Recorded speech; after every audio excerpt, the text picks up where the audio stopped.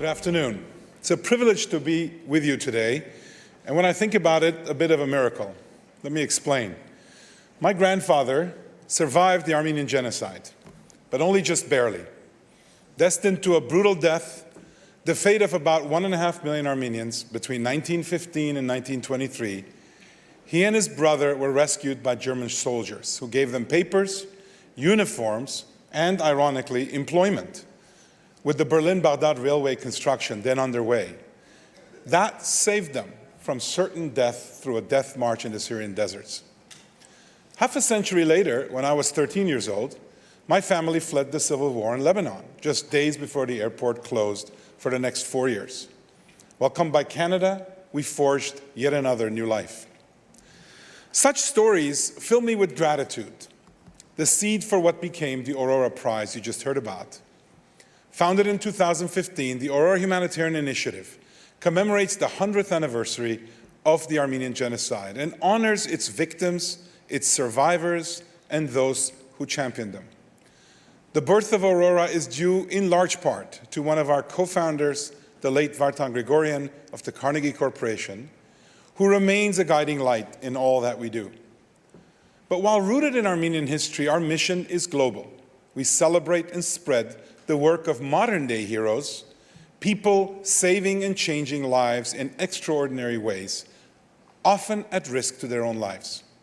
To cite just two examples, Dr. Tom Katina, who received the Aurora Prize in 2017, is the only doctor permanently based in Sudan's war-torn Nuba Mountains, home to more than 500,000 people. He typically treats up to 500 patients in a day, is on call 24/7. with patients often walking days to reach him. Dr. Tom, as he is known, often works without electricity, running water, or a telephone. His hospital grounds have been repeatedly bombed, and yet he carries on.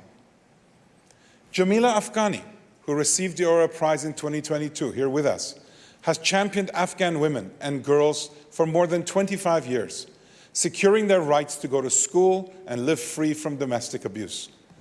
Forced to flee after the 2021 Taliban takeover, the next time she's been a refugee, the sixth time that she became a refugee. Jamila continues her fight against gender apartheid from Canada. Now today we announced the